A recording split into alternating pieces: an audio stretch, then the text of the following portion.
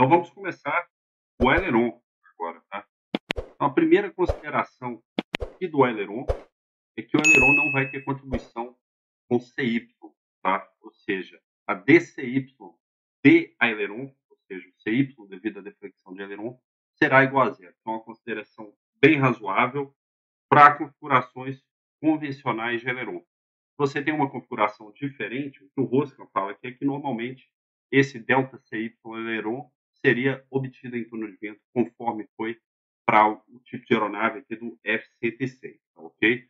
Então, vamos ao que interessa, né? Já desprezamos aqui o CY, vamos calcular o CR aileron e o CN aileron, tá? CR delta aileron e o CN delta aileron. Começando com o CR aileron, que é sem dúvida nenhuma a derivada mais relevante aí do aileron, que causa realmente o controle do rolamento da aeronave.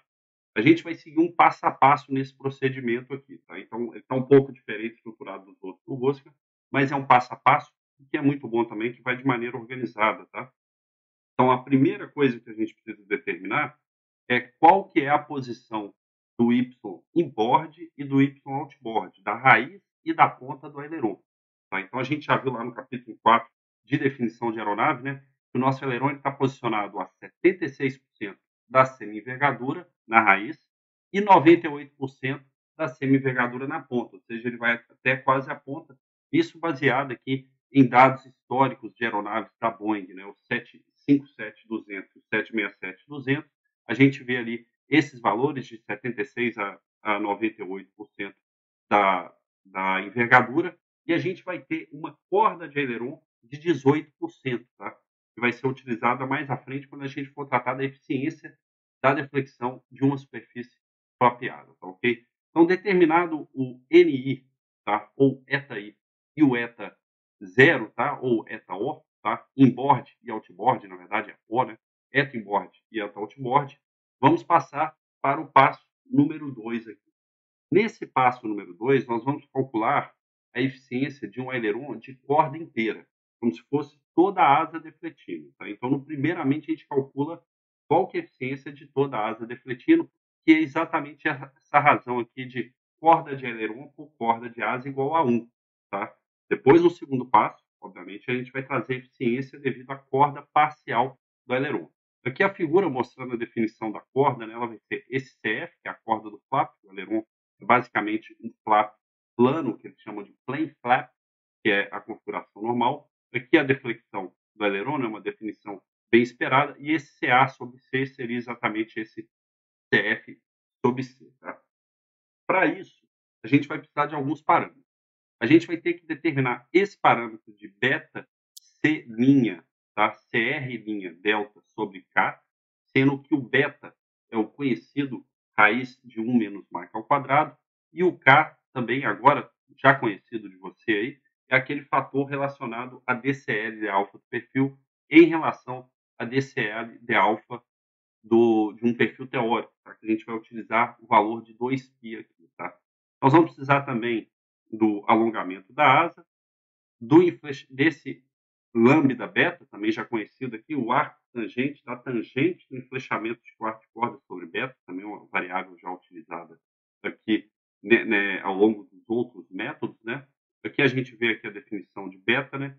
E a definição do K, tá? Sendo o CL por Mach, tá? Beta sobre 2π, tá ok? Então, vamos começar aqui com utilizando dados, né, para esse cálculo aqui. Dados do Xfoil foram utilizados, tá? Utilizando sempre a parte da raiz do aileron e da ponta do aileron. Tá? A gente tem dois perfis lá quando a gente montou o modelo numérico, né? Exatamente a seção 8 e a seção 9, tá? Eles foram rodados no Xfoil ambos os perfis, né? Juntamente lá com a rodada de XFLR5, e a gente tem aqui a DCL de alfa desses dois perfis. A raiz da ponta também vai ser um dado de entrada utilizado aqui no cálculo do aileron, conforme os outros cálculos que nós já vimos aí. Né? Então, a primeira etapa aqui, a gente vai ter essa série alfa do aileron aqui, que vai ser a média desses dois valores aqui.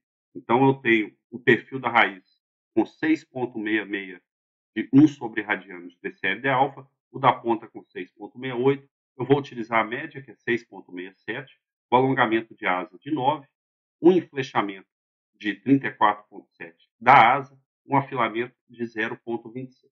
Então, aqui é calculado o parâmetro beta, raiz de 1 menos μ ao quadrado, a DCL de alfa, considerando o beta aqui do perfil, tá? Então, eu tenho essa primeira DCL de alfa, eu multiplico ela por beta, eu vou obter a DCL de alfa em função do número de Mach. O parâmetro K, que é dividido por beta, né? Então, a gente tem dividido por beta e por 2π.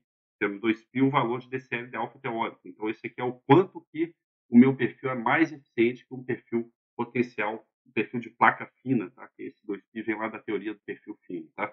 Então, a gente tem aqui 6% a mais de eficiência, esse K é constante ao longo do número de Mach. A gente vai ter esse parâmetro de lambda beta e o parâmetro, né, de lambda beta, conhecido aqui como arco tangente da tangente do enflechamento de quarto corda sobre beta, e o parâmetro de beta AK, tá? Que vai ser o beta multiplicado pelo A, o alongamento da asa, dividido por esse K. Então, são parâmetros que a gente vai precisar para consultar o valor de beta CL linha, né, delta sobre K, na figura 10,46, ok? Esses parâmetros vão ser alimentados lá.